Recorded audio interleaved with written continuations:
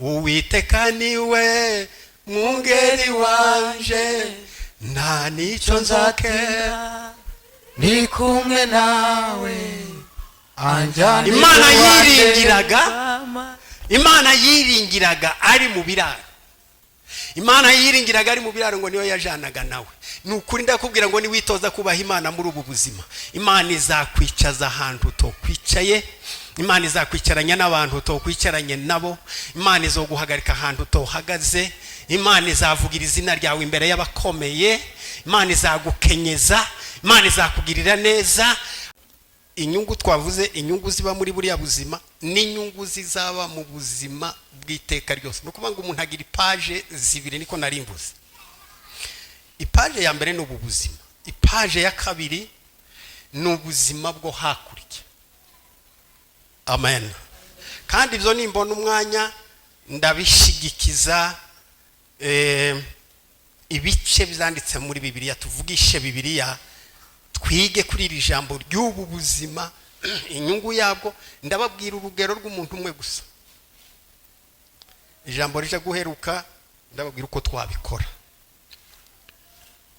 ko bikorwa, ko umutoza atubwira ari we Yesu Kristo. Ndagira ngo ibyo murabyumvise. Igitekerezo kiri hano mu rwandiko Paulo yandikiye Timoteyo, igice cya 4, turahera ku murongo wa 6 turageza ku murongo wa 8. No rwandiko Paulo yandikiye Timoteyo,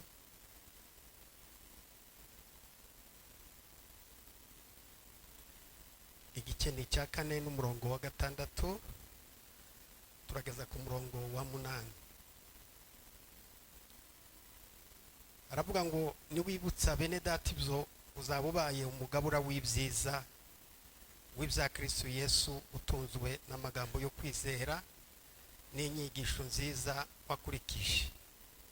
Ariko imigani itari y'Imana n'iy'abakecuru tukayemere.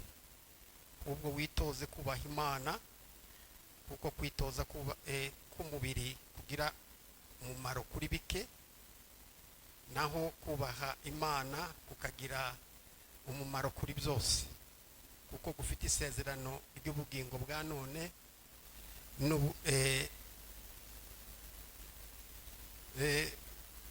n'ubuzaza nabwo. Iryo jambo ni ryo kwizerwa kandi rikwiriye kwemerwa rwose. Amen. Mwakire neza ijambo ry'Imana. Amazina nitwa Mudagire Sibomana Lawi, yamaze kubivuga, ndi umupasitori mu itorero Methodiste Libre. Ndashima Imana ku mpano y'umunsi yatugabiye, nanezerewe, nishimye mu mutima, naguwe neza rwose kuba nicaye mu nzu y'Imana. Congeye turashima ikaze mwatugeneye, mugafata umwanya wo kutwakira. Ibi ni byiza, uyu ni umuco w'abana b'Imana. Amen. Ibi rero tuzabisoreza mu bwami bw'Imana, aho Yesu ari uzabikora imbere ya Se, yakire ngo abavuye mu isi abemerewe kwegera intebe, abemeye kwinjira mu bwami, ngo abameshe ibishura byabo mu maraso y'umwana w'intama w'Imana. Ngo kubera urukundo akunda itorero ryiwe n'urukumbuza rikumbuye, azaryakira mu kirere, ngo ari muri kese, aryicaze, arizimanire. Ndakwifuza muri icyo gitondo ko nawe uzaburimo. Amen. Byenda hazabamwe akajagari twongorerana tuvuga tuti nawe wahageze, nawe waje. Baririmbyi baturirimbiye neza, ariko uwo munsi bizabivuga ngo hazaba hariho imitwe ibiri ya korari. Ndakwifuriza kugera muri icyo gitondo mwene data. Wazaririmba indirimbo ya Mose wakoze umurimo wo gukura Isiraheli muri Egiputa bajana muri Kanani, ngo haririmbwe n'indirimbo y'umwana w'intama w'Imana. wanesheje agacungura itorero. Natwe tuzaririmba. Amen. Umuririmbyi wavuze ngo nzaririmba igitangaza Yesu umwami yakoze. Ubu sindaririmba, ariko nzaririmba ngo Yesu igitangaza Yesu umwami yakoze imbere ya yantebe ndi mu ijuru. Amen. Nubwo nagira indimi igihumbi ntibihagije kuririmba ngo bitosheke, ariko mwakoze. Yesu abagirire neza. Mwakoze kuduha uyu mwanya ngo tuje imbere y'Imana, tuje imbere y'itorero, tuje imbere y'urugamba nkuru. Umushumba arabivuze kuva ku munsi wa gatanu n'ejo wa gatandatu twari mu birori. Busanzwe turavukana mu buryo nyine busanzwe. Yari yabyibagiwe ko ari umwana wa Mushenge.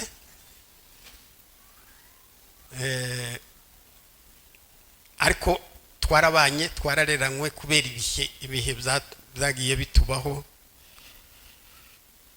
Twageze igihe kimwe imiryango yacu ihuye n'ikibazo, ababyeyi bacu bapfuye bishwe n'intambara.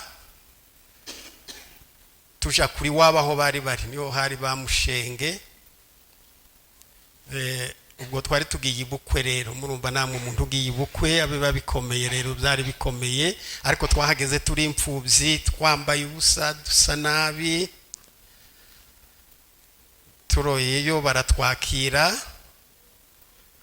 badukamira inka, baduha amata, turanywa, turakira, tuba bazima. Ubwo rero nitwa tubafata nk'uko narimvuze, tubafata nk'abavandimwe, nk'abana bo mu rugo badufashije. Iyo tubonanye twibuka ibyo bihe byatubayeho muri ubwo buryo. Nico gihe natwe twarize tugezeyo, kuko igihe twari mu ntambara ababyeyi bagenda ntitwabonye uwo mwanya, ariko ngo tubone ba Mushenge turarira. Nibwo twabonye kurira, baraduhoza, tuvuza induru, turavuga tuti nta papa tugifite, nta bakuru bacu bagiye. Ibyo rero baturera neza, tubibashimira. Sibo bonyine n'umuryango wose wabo, hereye ku muzehe Daniel hariya ni papa na murumuna we no kugeza kuri Samsoni uheruka, bariya bose ni ba papa. Iyo tugeze rero muri ibi tugasanga barakomeje ibyavuze, twabanye mu buryo bw'umwuka. Sinzi aho byari biturutse bidufashe, ariko twari twaje dufite akantu kagasanira k'ibyo ngibyo ngo tugere iri inganje bari nabo turabibanduza. Baduha kubayobora. Cyagiye bageza basiga amavuta, bansiga nimba ari yasho, nimba cyari ikintu y'abakisinarimba, ariko badusiga utuntu. Ahangaha baravuga batubaye umuyobozi wo kuyobora abanyu bana batoya. Turabayobora birakunda. Ejo niho naza mbaza Dawudi nte se Dawudi we ko ntarakubona kuri kamera bigenda bite? Dawudi uriya n'umuvandimwe n'inshuti yacu turaziranye, ariko yonje mu matorero y'aba bana, yongeze mu matorero. Ubu mvuye mu rugendo rurerure rwo kureba amatorero yabo, yongeze mu matorero yabo, ndishima cyane. Avuga ngo iyi mbuto nateye sinirukiye ubusa, sinaruhiye ubusa, mfite umusaruro ungana gutya. Imana ni igitangaza. Amen. Uko ngiye mu bindi rero kandi bambaye kuvuga ijambo ry'Imana. Sinarinzi twicaranye na Zikiya, Pasiteri Zikiya, ko azagira umusaruro ungana gutya, ko azagira abana bangana gutya, azagira ababyeyi bangana gutya. Twabibonye ejo mu birori. Imana yamuhaye aya maboko kandi tuvukana. Iryo naryo ni ishema bacu. Badavuga ngo umugabo gito yagaranwa n'uwo bavukana ibyo afite, ariko iyo ugize bahati umuvandimwe akagira ibintu bingana gutya, si umutungo waha mu isi, ni umushumba ukorera Imana. turabishima tuba tubihimbarira Imana rwose, turabavandimwe turavukana. Iyo tugeze hano rero nza nkunda ngo habe nicare ayobora amateraniro, habe no kubwiriza, yarakwiriye kubwiriza nanje ngakurikira, ibyo bikatumerera neza. Kubw'ibyo rero turashima Imana. Iyo mbonye bene aya maboko nshima Imana cyane. Turi kumwe n'umuvandimwe uriya ni mukuru wanje, awe n'umupastori. Turashima Imana ko iwe yari afite gahunda y'ubukwe, ndamubwira nti nje mfite gahunda yindi kuri uyu munsi. Nari nsomye ijambo ry'Imana, muraja kunereka ibimenyetso, mujana muranereka ibimenyetso by'amasaha azobageze.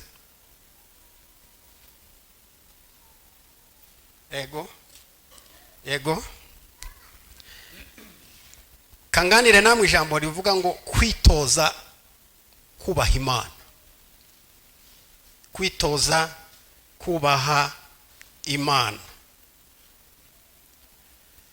kwitoza kubaha Imana kugira umumaro muri ubu bugingo bwa none, kikazagira n'umumaro mu bugingo buhoraho. Iryo niryo somo tugiye kwiga akanya gatoya mu minota batugeneye. Iri jambo narihisemo amagambo atatu: kubaha Imana muri ubu buzima bwa none, hano muri ubu buzima turimo, ingaruka yabyo uko biza bimera, umugisho bibamo, amaboko abibamo, imbaraga zibibamo. Iyo wabyitojeje kubaha Imana, inyungu zukuramo, ubuzima zukuramo, ishemu zukuramo, amaboko zukuramo, ubuzima zukuramo. Cya kabiri, iyo wubasha Imana, iyo witoje kubaha Imana mu bugingo buzaza, hari icyo Imana ikugeneye, kuko umuntu agira paje zibiri. Ipaje ya mbere ni ubu buzima turimo. Hari abafite imyaka 2, 10, 20, tukagera kuri twe dufite ingana nk'uko tungana. Ubu buzima kwitoza kubaha Imana,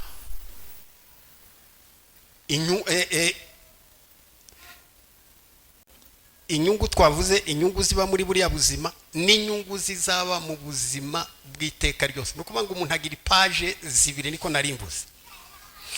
Ipaje ya mbere ni ubu buzima, ipaje ya kabiri ni ubuzima bwo hakurya.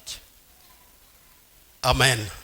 Kandi ibyo nimbona umwanya ndabishigikiza. Ibice byanditse muri Bibiliya, tuvugishe Bibiliya, twige kuri iri jambo ry'ubu buzima, inyungu yabwo. Ndababwira urugero rw'umuntu umwe gusa, ijambo rije guheruka, ndababwira uko twabikora, ko bikorwa, ko umutoza atubwira ari we Yesu Kristo. Ndagira ngo ibyo murabyumvise. Uyu ni Paul wandikiye umwana wiwe Timotheo, yabyaje kwizera. Aramubwira ati, mwana wanje Timotheo, ndagukunda, sinza nshaka kunaja kure. Niyo ugiye inza ngukumbura, ngakumbura n'amarira ukuntu urira, nza gukumbura uzumfashe. None njewe ndarangije urugenzi rwanje hano ku isi, ndashoje. Ibimenyetso mpaye mbona ko ndagenda nsoza, ngiye gusoza. Ariko ndagusigira itorero ry'Efeso, ni wewe nzasiga nka musenyeri w'itorero ry'Efeso.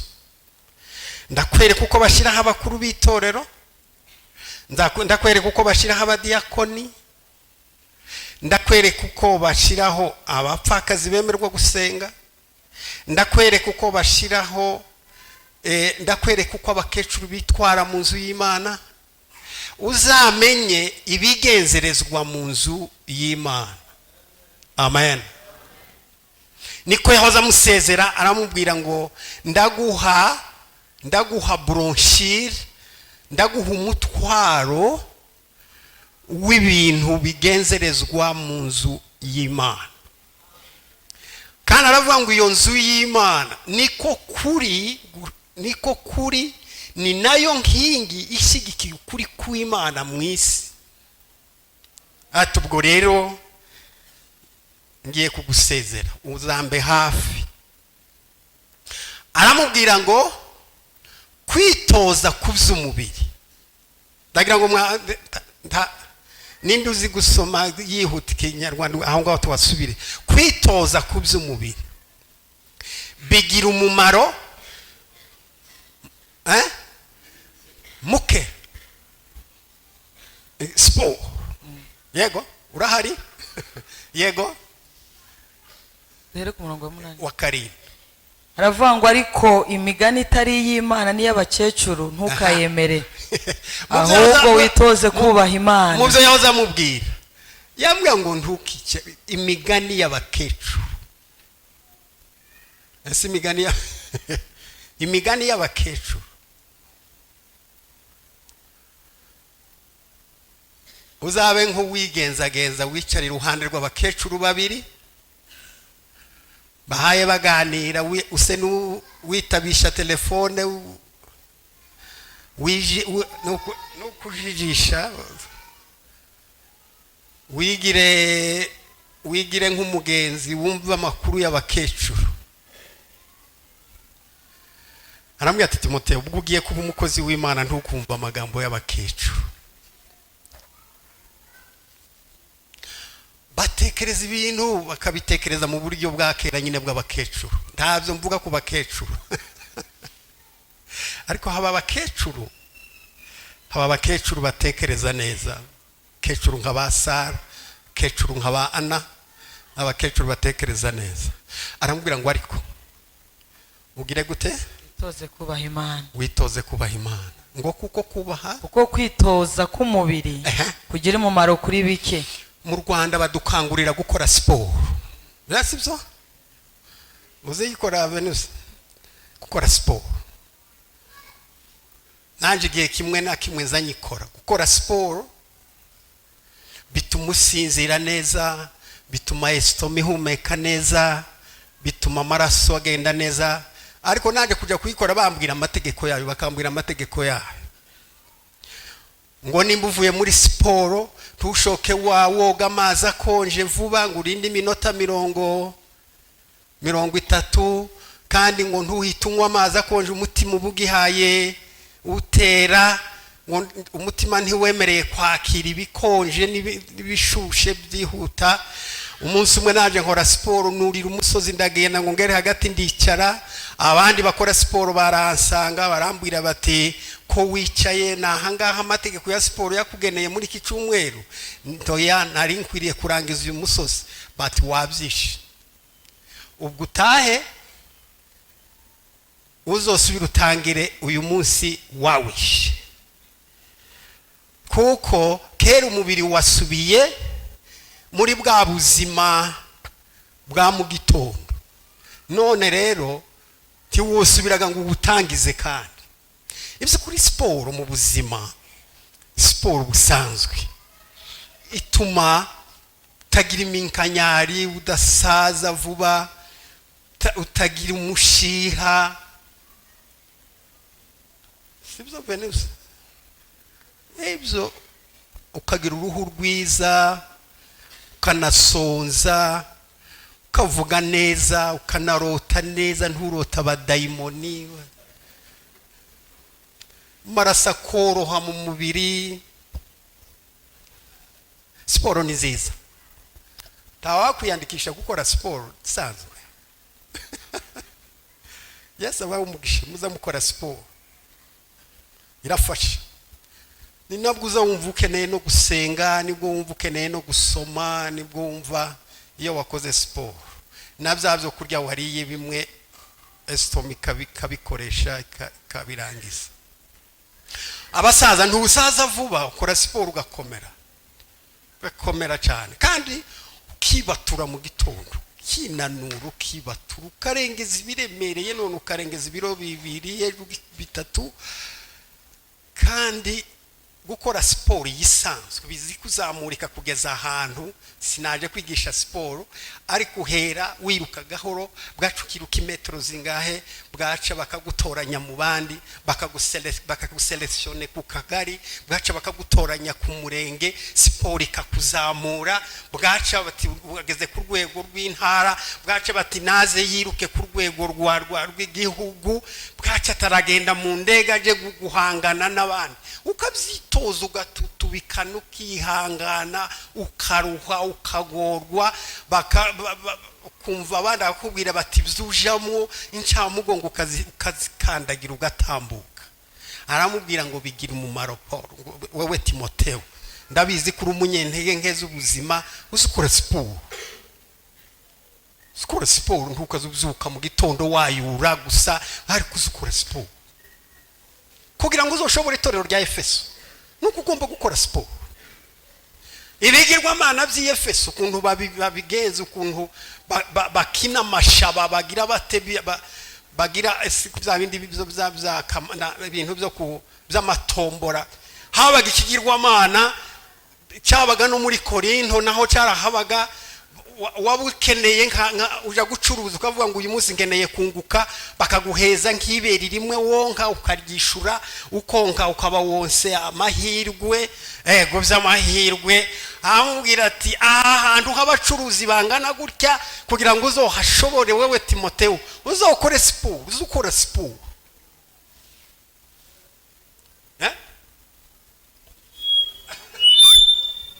amen ariko aramubwira ngo ariko ibyo ngo bigira akamaro kuri bike ngo ariko kwitoza kubaha Imana amen nimba kwitoza ku by'umubiri kukuzamura ukagera mu gihe cyo kugenda mu ndege kwitoza kubaha Imana nayo ni siporo urabikora ukabyitoza Bibiliya ifite ibice byinshi uko aho uhera aho utangirira hatoya ugenda wiga kubaha Imana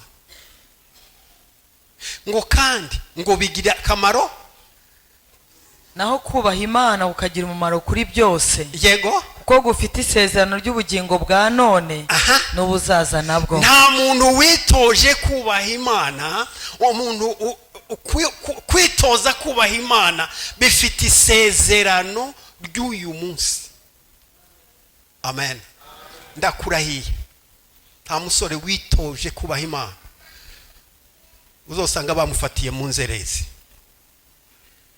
nta musore witoje kubaha Imana uzasanga bamufatiye mu banyarumogi nta musore witoje kubaha Imana uzasanga bamushinja ikirego cyo kwiba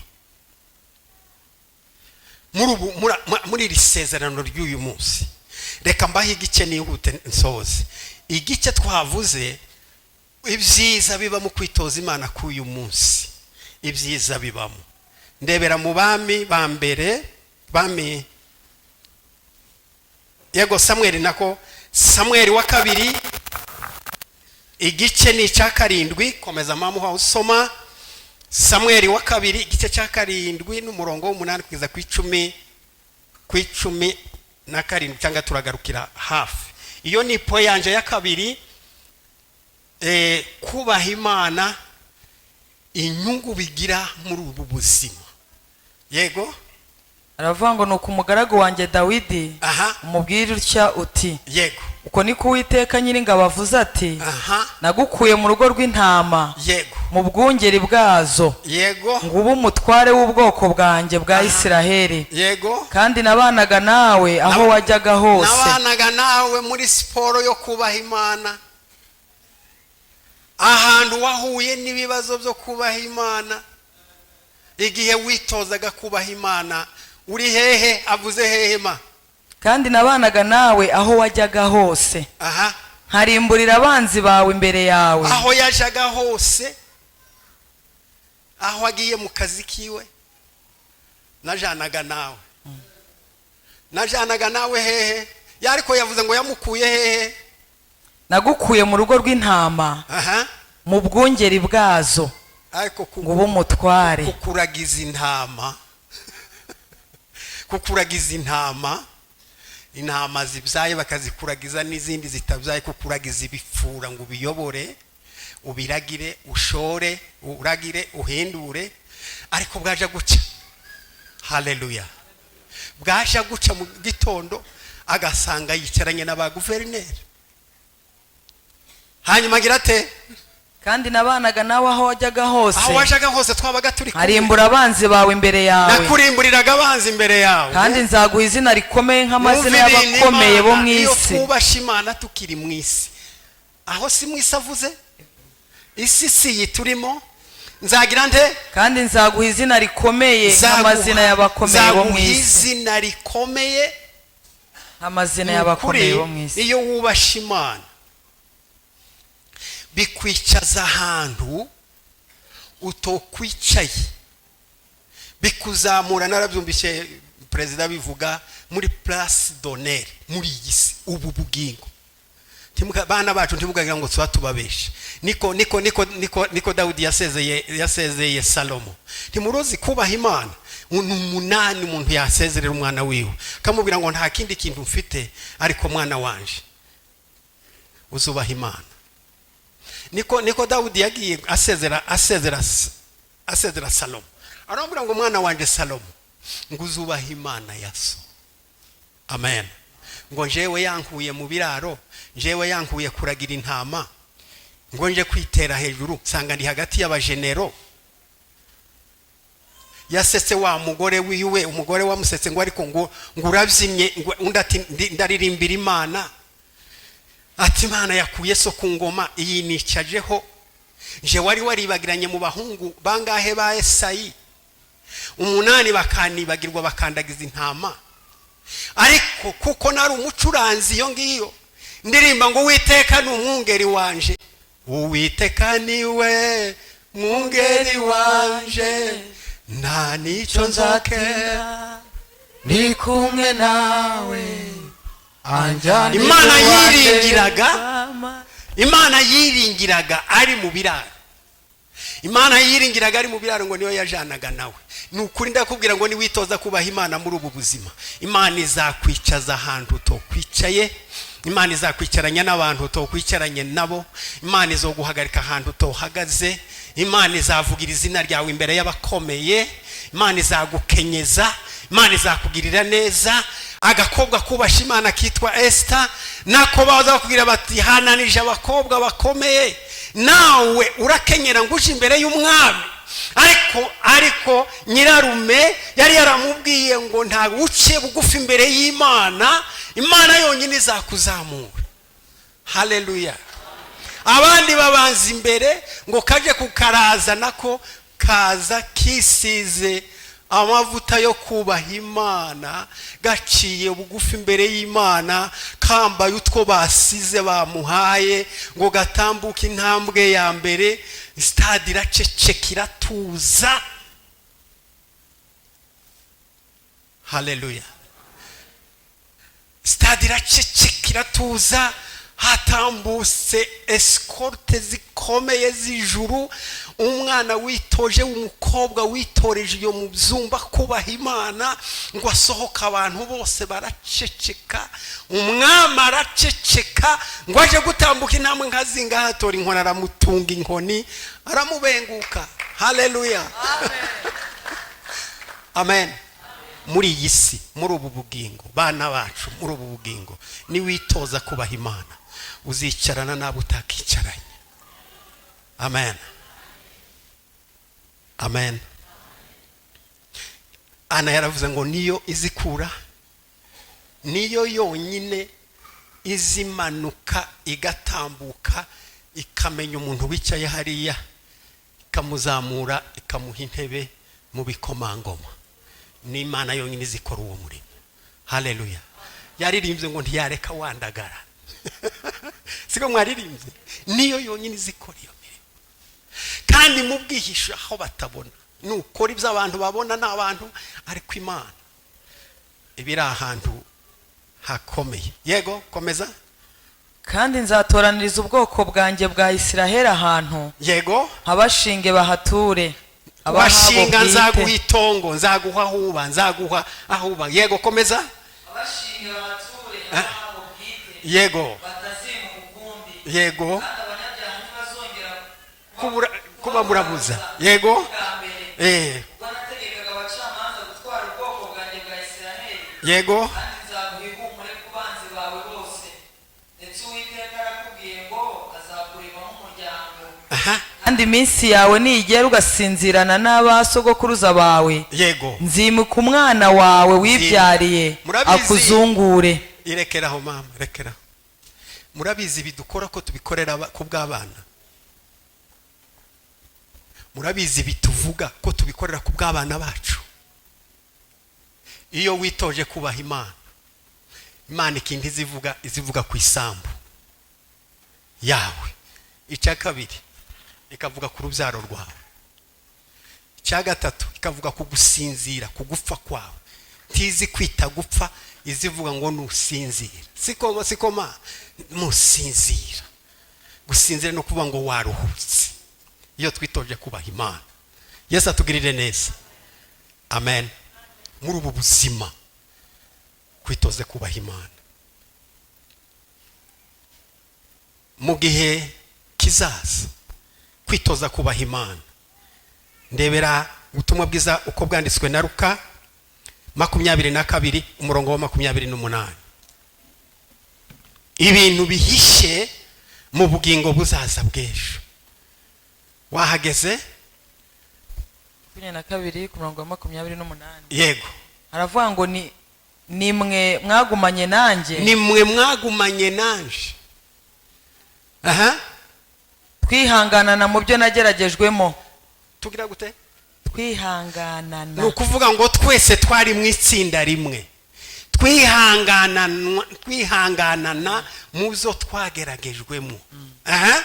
Nanjye mbabikiye ubwami. Mumve nanje icyo mbabikiye. Cyambere nikihema. Babikiye ubwami. Babikiye ubwami. Uko data yabumbikiye. Kuko nanje data yabumbikiye. Kugira ngo muzarye. Munywe. Mwegere ameza yanjye mu bwami bwanjye. Ameza yanjye. Duhe Yesu icyubahiro. Oh, Imana itubikiye ibyiza. Amen. Kwitoze kubaha Imana. Wahashoje? Kandi muzicara ku ntebe z'icyubahiro. Mwumve namwe bantu b'Imana. Kandi muzicara ku ntebe z'icyubahiro. Mucira imanza imiryango 12 kandi ya nzabaha gucira Isiraheli. imanza imiryango 12 ya Isiraheli. Mwakire neza ijambo ry'Imana. Ariko se muriyangaje kwitoza kubaha Imana? Dore uburyo bikorwa. Sigaje minota yanje ngahe hari. Amen. Dore uko wabikora. Zaburi igice cya mbere n'umurongo wa mbere. Ko wakwitoza kubaha Imana. Ko bikorwa.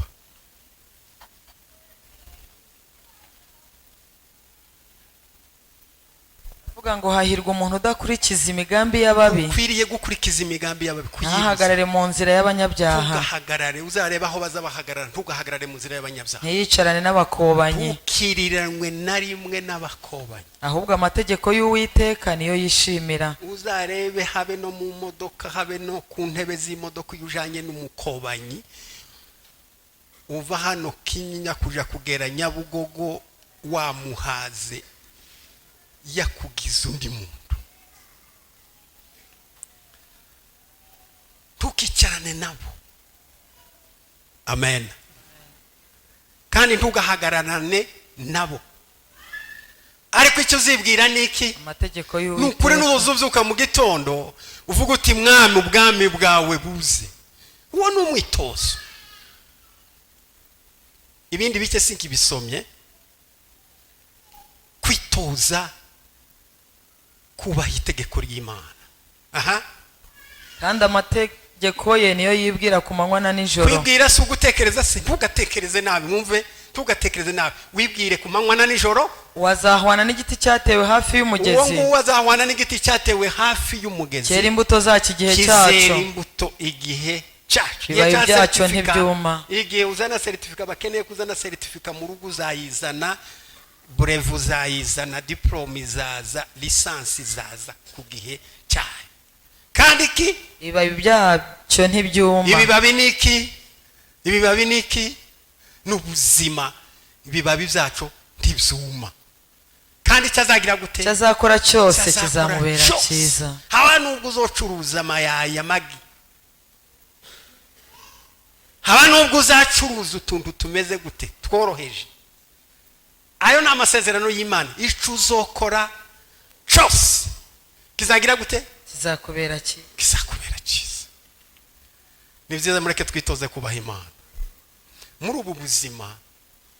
mwumvise ko biduha itongo, biduha ikibanza, binavuga ku rubyaro rwacu, bikanavuga n'igihe tuzasinzira. mu gihe kizaza tuzicara ku ntebe z'icubahiro, azatwiyegereza twicarane, azaduha n'inkoni yo gucira Isiraheli imanza, azakenyera adushimire. paje yacu ya kabiri ni ndende, tuzaba mu bwami bw'Imana, tuzagendana na Yesu ku nkombe z'umugezi w'ubugingo. nta kizadutandukanya nawe kuko urupfu rutazarugerayo. ijuru ry'Imana riradutegereje, ibyicaro biradutegereje, Yesu aradutegereje. ariko bazaba muri ibyo byicaro ni ababaye muri ubu buzima, bitoje, binize, babaye indahemuka. mwene data, dufite umutoza wacu ni Yesu Kristo. hari aho tunyerera, hari ibiza bitunanira muri iyo myitozo, ariko iyo tunaniwe, ngwino kuri Yesu, azasubira agashira imbaraga mu bugingo bwawe. Apolo nahuye na Mukristo ngo amutera inkota, amusubirira mu byamunaniye, aramubwira ngo kuraja he, utoye urugendo uja hehe. uwo mwami ngo wigeze gusinzira mu kazu, usigamo umuzingo wari warahawe kuyobora mu rugendo, ngo kandi washatse uburyo wikuzaho umuzigo, ngo mu nzira z'amategeko, ngo warayoze uca mu nzira z'inkereramo icyaha. ati none ntahuja, ariko ngo aramubwira, Mukristo aramubwira ngo umva, ibyo wamenye ni bikeya, umwami waje nkorera ni umunyembabazi. amen.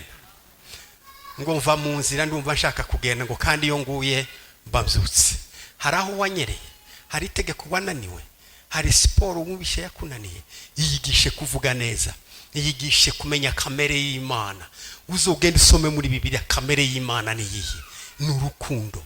uzukugira urukundo, ni impuhwe, uzukugira impuhwe, ni ukugira neza, uzukugira neza. uwo ni umwitozo ukomeye. umunsi umwe uzabona ukwicaje mu bakomeye. Yesu aguha umugisha. amen. ninde ukeneye ko dusengana, twiyandikishe muri iyo siporo yo kwiga kubaha Imana. ahari twohaguruka tukaje imbere y'Imana. nimba hari uhari akoze,